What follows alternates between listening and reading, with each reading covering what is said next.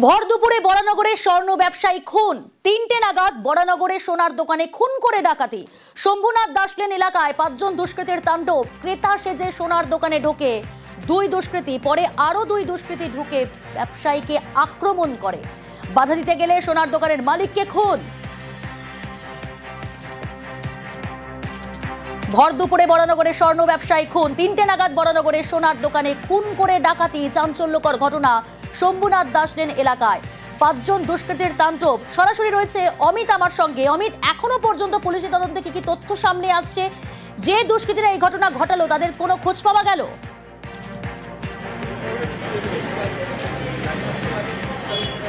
দেখো, এখনো পর্যন্ত ৫ জন দুষ্কৃতী অধরা। তাদের চিহ্নিতকরণের কাজ ইতিমধ্যে শুরু হয়েছে।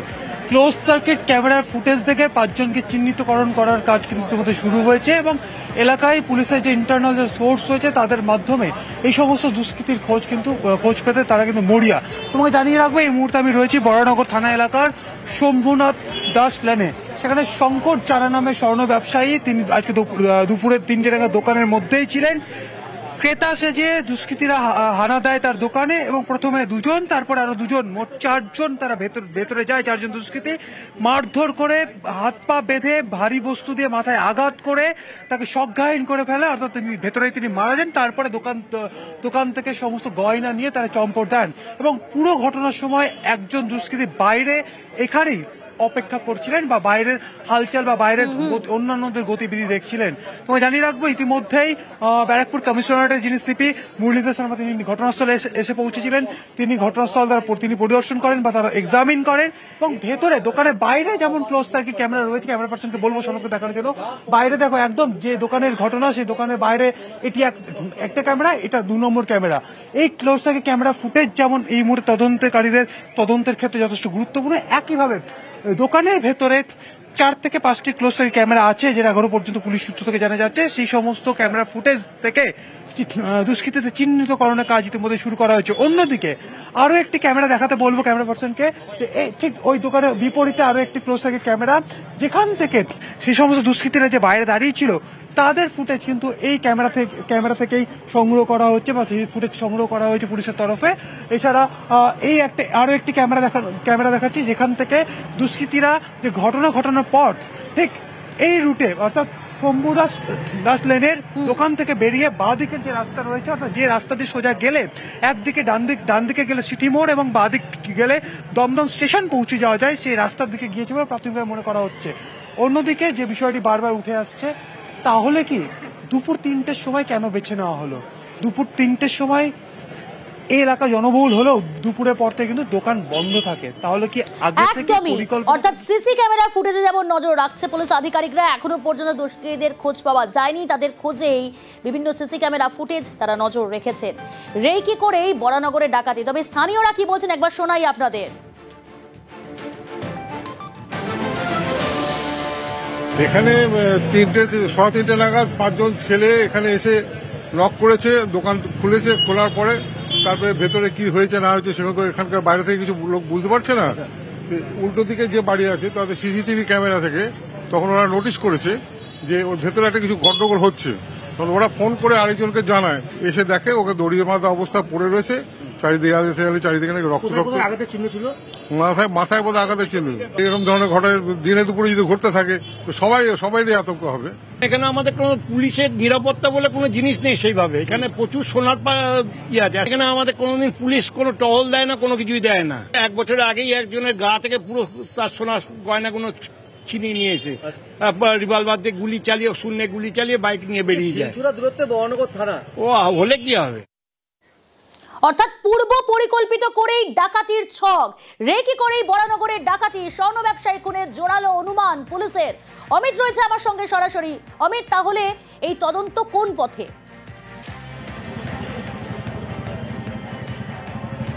দেখো, পরিকল্পনা যে আগে থেকে করা হয়েছিল তার কারণ হিসেবে তোমাকে আরো একটা জিনিস দেখাবো।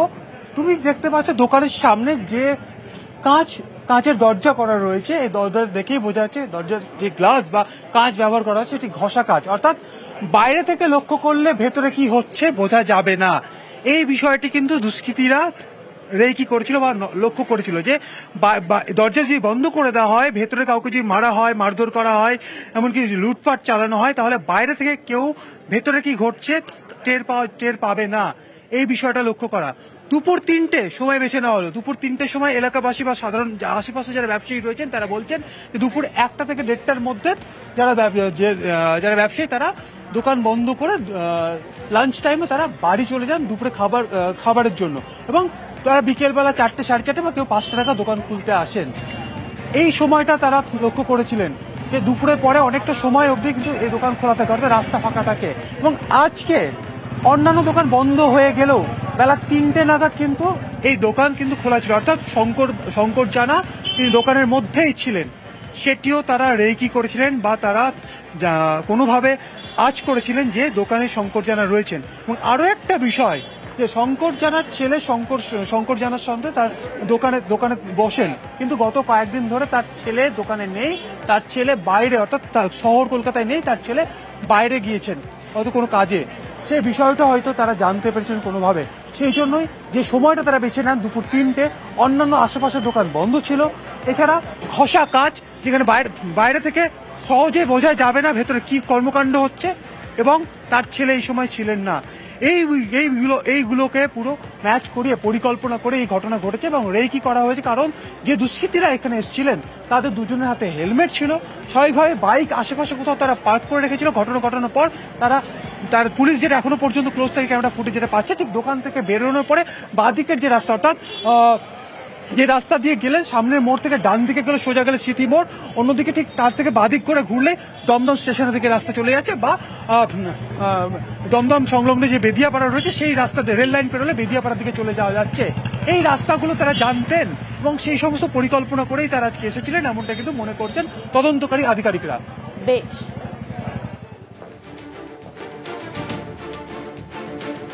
এখানে আজকে 3টে নাগাদ কিছু দুষ্কৃতীরা আসে, কাস্টমার সেজে ওরা ভিতর ঢুকে। প্রথমে দুজন ঢুকে যাদের বিজনেস ছিল এখানে, ওনার সাথে উনি কথা বলতে শুরু করেন। অ্যাজ ইফ উনি কিছু কিনতে এসছেন, উনি ওনাকে বিভিন্ন জিনিস দেখাতে শুরু করেন। সেই সময় আরো দুজন ছেলে ঢুকে পড়ে এবং আচমকা ওনার উপর ঘুষি এবং লাত মারতে শুরু করে দেয় এবং ওনাকে ওরা বেঁধে দেয়। কাপড় নিয়ে এসেছিল, সে কাপড় দিয়ে ওনাকে বেঁধে দেয় এবং তারপরে ওনার সাথে মারধর করে। সোনাগুলো ছিল ওরা লুট করে নেয়, পালিয়ে যায়। একজন আরো বাইরে ছিল, গার্ড দিচ্ছিল। মোট 5টা লোক এর মধ্যে ইনভলভ আছে। ফরেন্সিক টিম এখানে এসছেন, আমরা সিসিটিভির কিছু পেয়েছি, ডিডির টিম ওর পিছনে আছে। আমরা খুব শীঘ্র এদেরকে চিহ্নিত করে এদেরকে ধরবো।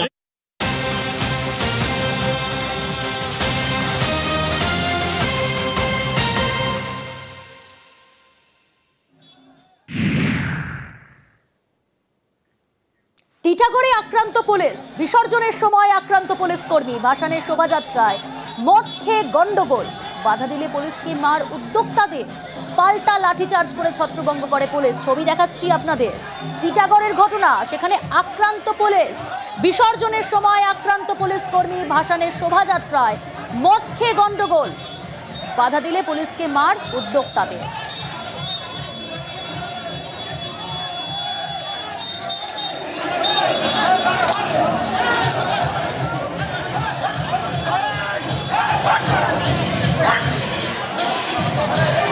শোভাযাত্রায় মদ খেয়ে গন্ডগোল, বাধা দিলে পুলিশকে মার উদ্যোক্তাদের। টিটাগড়ের ছবি দেখাচ্ছি আপনাদের, সরাসরি সুবীর রয়েছে আমার সঙ্গে। সুবীর, কত বড় মাতব্বর যেখানে পুলিশকে ধরে মারধর করা হচ্ছে?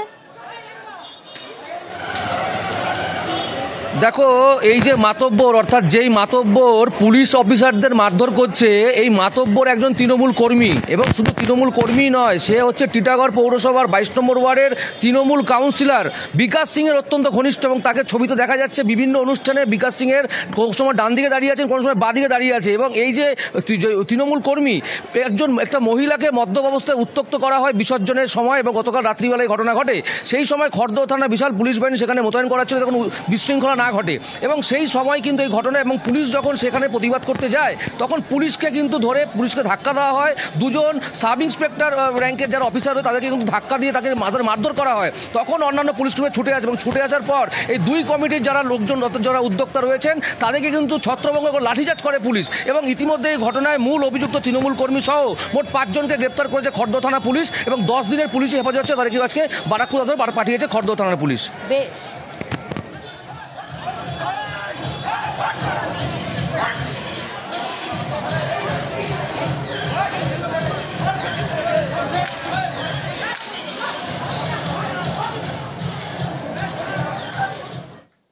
বিসর্জনে উত্তেজনা পরিস্থিতি তৈরি হলো বীরভূমের ভ্রমরকল গ্রামে। সেখানে দুই গোষ্ঠীর মধ্যে সংঘর্ষ, বক্স বাজানোকে কেন্দ্র করে সংঘর্ষ। দুই গোষ্ঠীর সংঘর্ষে আহত 4। বক্স বাজানোকে ঘিরে প্রথমে বচসা, পরে সংঘর্ষ। আহতরা সিউড়ি হাসপাতালে ভর্তি। পরিস্থিতি নিয়ন্ত্রণে সিউড়ি থানার পুলিশ। দুর্গাপুজো বিসর্জন করছিলাম, অতর্কিত আমাদের উপরে হামলা করে। আমরা বলছিলাম যে ভাই পুজো সবারই আনন্দ, সবাই কোনো কিছু কথা কাটাকাটি কিছু নেই। বাড়ি থেকে লোকজনকে নিয়ে এসে হামলা করে আমাদের উপরে। তোরাই বলতে পারে অপরাধটা কিসের জন্য। আমাদের প্রতিমা বিসর্জন ছিল, সবাই নাচানাচি করছিল। হঠাৎ করে বিমলেন্দু সাহা তার কিছু লোককে নিয়ে এসে মদ খায়ে হঠাৎ করে মারামারি উদঙ্গলি আমাদের দুটো ছেলেকে মেরে কান ফাটিয়ে দিয়েছে, এবং তারা হসপিটালে ভর্তি হয়েছে। ওদের নিজেদের লাঠিতে ওরা নিজেরাই মারামারি করেছে, আমাদের কেউ কাউকে মারেনি। ঠাকুর বিসর্জন পুলিশ ছিল, পুলিশের সহযোগিতাতে পুলিশই করেছে। আমাদের কিছু ছেলে ছিল, না এখনো কাউকে গ্রেপ্তার করেনি।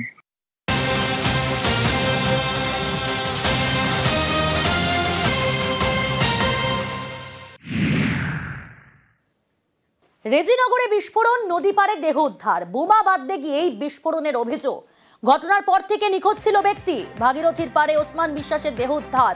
মুর্শিদাবাদের রেজিনগরে উদ্ধার 3 জার বোমা। ঘটনায় 2 জনকে গ্রেফতার করেছে পুলিশ।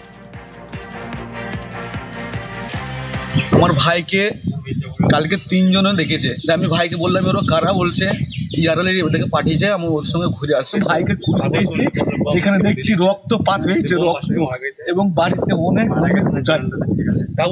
আমার ভাইকে নিয়ে এসছি, ওদের মারা মেরেছে। এসপিকে জানাই আমার ভাইয়ের লাশ চাই।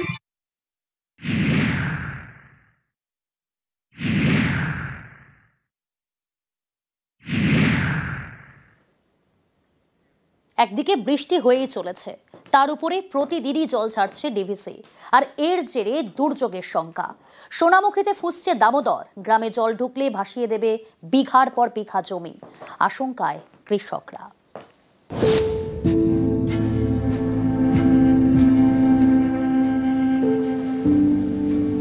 ফুঁসছে নদী, মাথায় হাত কৃষকদের। কারণ দশমীর দিন থেকে প্রতিদিনই জল ছাড়ছে ডিভিসি। এতেই ফের শঙ্কা, আশঙ্কায় কৃষকরা। শুনছি তো আরো জল ছাড়বে ডিভিসি। দুর্গাপুর থেকেও জল ছেড়েছে, এবং আমাদের যে মাঠঘাটে সবজি আছে, ধান আছে, এগুলো সব ডুবে গেলে পর আমাদের কি পরিস্থিতি হবে। দামোদরের তীরে বাঁকুড়ার সোনামুখী নদী ঘেঁষা এলাকায় বিঘের পর বিঘে চাষের জমি।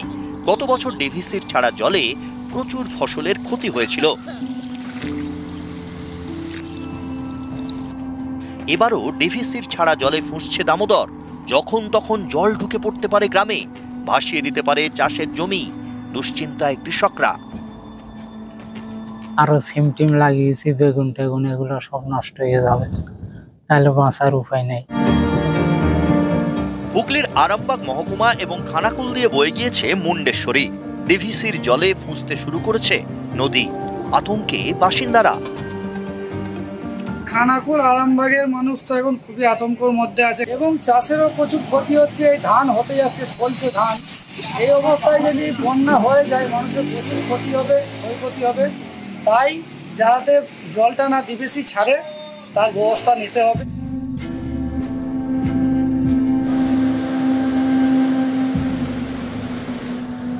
দশমীর দিন থেকে প্রচুর পরিমাণে জল ছাড়তে শুরু করেছে ডিভিসি। বৃহস্পতিবার মাইথন থেকে 32,500 কিউসেক জল ছাড়া হয়। পাঞ্চেত থেকে ছাড়া হয় আরো 32,500 কিউসেক। সব মিলিয়ে মোট 65,000 কিউসেক জল ছাড়ে ডিভিসি। শুক্রবার মাইথন থেকে 42,500 কিউসেক জল ছাড়া হয়। পাঞ্চেত থেকে ছাড়া হয় আরো 27,500 কিউসেক। সব মিলিয়ে শুক্রবার 70,000 কিউসেক জল ছাড়ে ডিভিসি। শনিবারও জল ছাড়া অব্যাহত।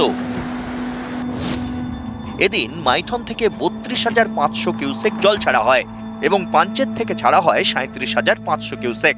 সব মিলিয়ে জল ছাড়ার পরিমাণ 70,000 কিউসেক।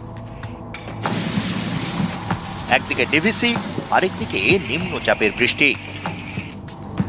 পশ্চিম মেদিনীপুরের ঘাটালে ফুঁসছে শিলাবতী, চন্দ্রকোনায় ফুঁসছে কেঠিয়া নদী।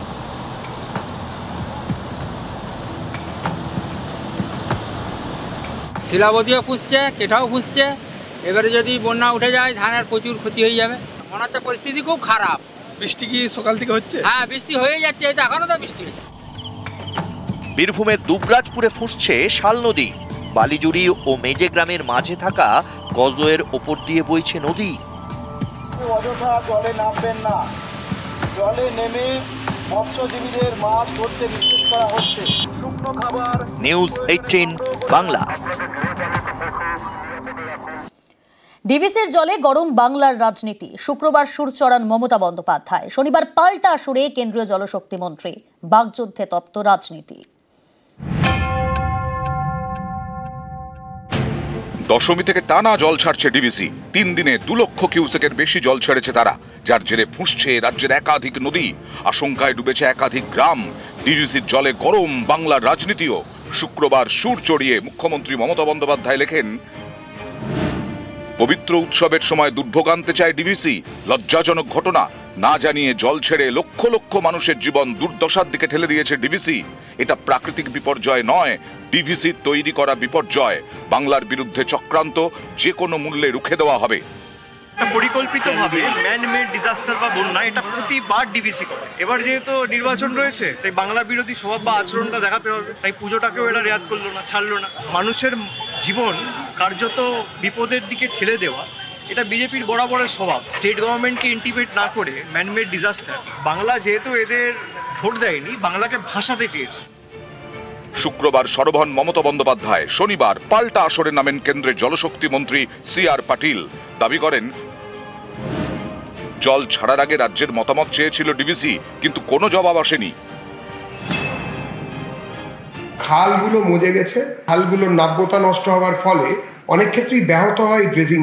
ইরিগেশন অ্যান্ড ওয়াটারওয়েজ ডাইরেক্টরেট, যেটা রাজ্য সরকারের অন্তর্গত, তাদের কাছ থেকে ইনপুট চাওয়া হয়েছে। কতটা ছাড়া হবে সেটা কিন্তু জানানো হয়নি। বিশ্ব ব্যাংকের টাকা এসেছে, এশিয়ান ডেভেলপমেন্ট ব্যাংকের টাকা এসেছে, রাজ্য সরকারের কাছে কেন্দ্রীয় সরকারের টাকাও এসেছে। সমস্ত টাকা অন্য অন্য খাতে ডাইভার্ট করা হয়েছে। ডিভিসির জল ছাড়ার যে কমিটি, সেই কমিটিতে রাজ্য সরকারের তরফ থেকে একজন ইঞ্জিনিয়ার থাকেন। বরাবরই যখনই কোনো সমস্যা আছে, হয় বামফ্রন্টকে দেখান, বামফ্রন্ট করেনি তো এই জন্য এরকম হচ্ছে, অথবা কেন্দ্র সরকার দেয়নি। এই সংঘাতের মধ্যেই ডিভিসি রাজ্য সেচ দপ্তরকে জানিয়েছে, এবার থেকে রাজ্যের সঙ্গে আলোচনা করেই জল ছাড়বে তারা। ডিভিসি ছাড়া জলে বাড়ছে আশঙ্কা, বাড়ছে রাজনীতির লড়াইও। নিউজ 18 বাংলা। উত্তরবঙ্গে দুর্যোগের পূর্বাভাস, দুর্ভোগের আশঙ্কা, ধসের শঙ্কা। রাজ্য জুড়ে বৃহস্পতিবার পর্যন্ত কম বেশি বৃষ্টি চলবে।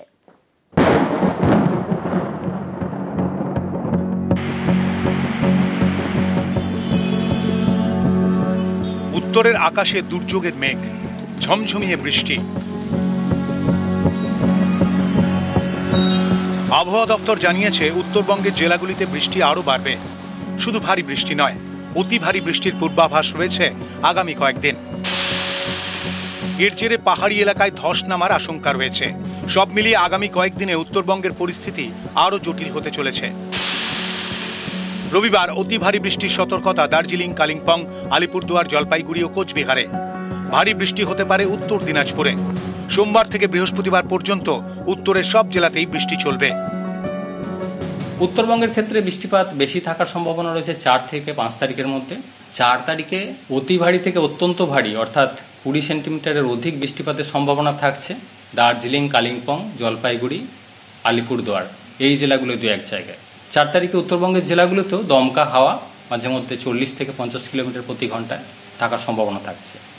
5 তারিখে অতি ভারী থেকে অত্যন্ত ভারী বৃষ্টিপাতের সম্ভাবনা রয়েছে 2-1 জায়গায় আলিপুরদুয়ার জেলায়। পার্শ্ববর্তী জেলাগুলো যেমন দার্জিলিং, কালিম্পং, জলপাইগুড়ি, কোচবিহার এই জেলাগুলোয় 5 তারিখে ভারী থেকে অতি ভারী বৃষ্টির সম্ভাবনা রয়েছে।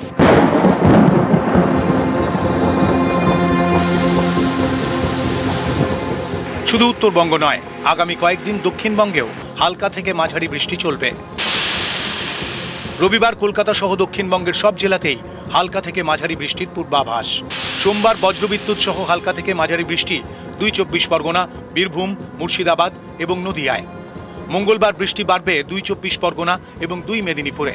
দক্ষিণবঙ্গে এই বৃষ্টি চলবে বৃহস্পতিবার পর্যন্ত।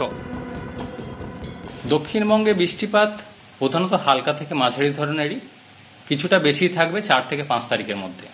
2-1 জায়গায় স্থানীয়ভাবে ভারী বৃষ্টির সম্ভাবনা রয়েছে। 4 তারিখে বীরভূম, মুর্শিদাবাদ এই জেলাগুলো, 5 তারিখে মুর্শিদাবাদ, নদিয়া এই জেলাগুলো 2-1 জায়গায় স্থানীয়ভাবে ভারী বৃষ্টির সম্ভাবনা। নিউজ 18 বাংলা।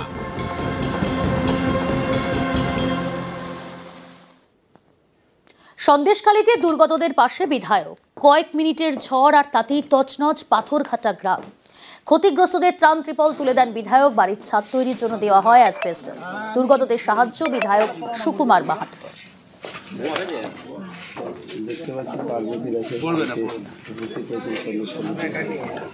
1 মাস 2 মাস ধরে তো বৃষ্টি হতেই আছে।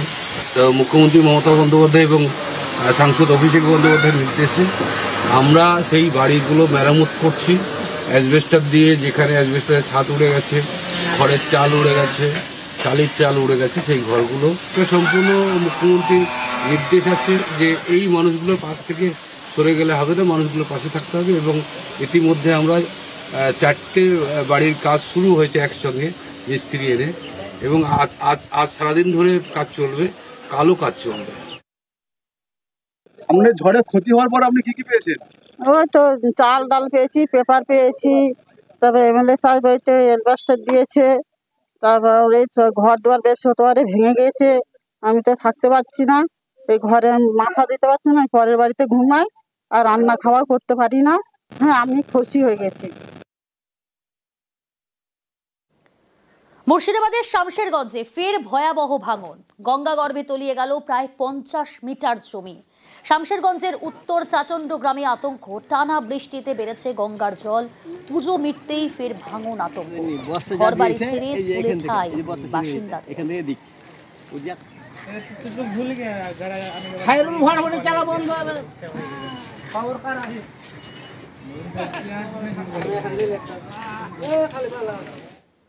অন্যদিকে পাথর প্রতিমায় সবুজ ধ্বংস। নদী বাঁধ বাঁচাতে বসানো হয়েছিল গাছ, আর সেই গাছই কেটে সাফ। অভিযোগ 300-র বেশি গাছ কেটে নেওয়া হয়েছে। এর প্রতিবাদে সরব নদী পাড়ের বাসিন্দারা।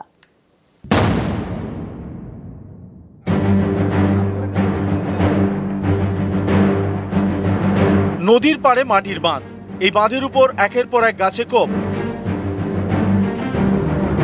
গাছ বেআইনিভাবে কাটা হলো কেন প্রশাসন জবাব চাই, জবাব দাও। বেআইনিভাবে গাছ কাটা হলো কেন আইলা বাঁধের উপর প্রশাসন জবাব চাই, জবাব দাও। দক্ষিণ 24 পরগনার পাথর প্রতিমা। এখানকার জি প্লট গ্রাম পঞ্চায়েতের দক্ষিণ সুরেন্দ্রগঞ্জের গা ঘেঁষে বয়ে গিয়েছে জগদ্দল নদী। এই নদীর পাড়ে মাটির বাঁধ। জলের তোড়ে যাতে ক্ষতি না হয় তার জন্য 2019 সালে বাঁধের উপর গাছ বসায় প্রশাসন। বাঁধ বাঁচাতে বসানো হয়েছিল গাছ, সেগুলো এখন বড় হয়েছে। সম্প্রতি এইসব গাছই কেটে ফেলা হয়েছে।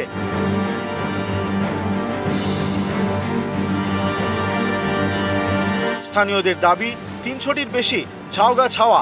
এর প্রতিবাদে বিক্ষোভও দেখান তারা। প্রশাসন জবাব চাই, জবাব দাও। বেআইনিভাবে গাছ কাটা হলো কেন আইলা বাঁধের উপর প্রশাসন জবাব চাই, জবাব দাও। রাতের অন্ধকারে ঝাউ গাছগুলো কেটে নিয়ে গেছে। এই গাছগুলো লাগানো হয়েছিল ফরেস্ট ডিপার্টমেন্ট থেকে, সেখানেও আমরা গেছি, ওনারা কোনো পারমিশন দেয়নি। তবে আমরা একটা উড়া কোথায় শুনতে পাচ্ছি যে জি প্লটের প্রধান সাহেব নাকি এটা পারমিশন দিয়েছে, এবং দক্ষিণ সুরেন্দ্রগঞ্জের একজন বাসিন্দা সুখদেব ভূঁইয়া ওনার নাম, উনিও পারমিশন দিয়েছেন। এই নদী বাঁধের উপর যদি গাছগুলো এইভাবে কেটে ফেলে দিনের পর দিন, ভবিষ্যতে এই নদী বাঁধটা হারালে আমরা এখানে বসবাস করতে পারবো না। গাছ লাগানো হবে বলে আমাকে বলে যে এই গাছগুলো কেটে দিন। কে বলেছে? এখানকার তার যে এলাকার কি কমিটি আছে, ওই কমিটি বেনু ভূঁইয়ার সঙ্গে আমার যোগাযোগ। বেনু ভূঁইয়া কে আপনি জানেন? বেনু কমিটির মেম্বার, এটুকু আমি জানি। কতগুলো গাছ হবে? 182 পিস গাছ কাটা। যিনি গাছ কেটেছেন তিনি বলছেন আপনি পারমিশন দিয়েছেন গাছ কাটা। আমি এই বিষয়ে কিছু জানি না। সকালে যখন আমি যেখানে বেরিয়ে যাই তখন কিছুই দেখিনি। তারপরে যখন আমি ফিরি তখন দেখি না ওখানে গাছ কাটা হচ্ছে। তারপরে ওখানে দেখলাম যে গাছ কাটছে কেন, আমরা ফরেস্ট থেকে পারমিশন পেয়েছি। কারা বললো? যারা গাছ কাটে। কিন্তু উনি বলছেন আপনি ওকে কাগজ অঞ্চলের কাগজ দেখিয়েছেন, আপনি কাটতে পারমিশন না দিয়েছেন। না না না, তাহলে অঞ্চলে আমি যদি কোনো কাগজ দেখিয়েছি বা আমরা যদি কোনো পারমিশন দিয়েছি কাগজ দেখা। পাথর প্রতিমা থেকে বিশ্বজিৎ হালদার, নিউজ 18 বাংলা।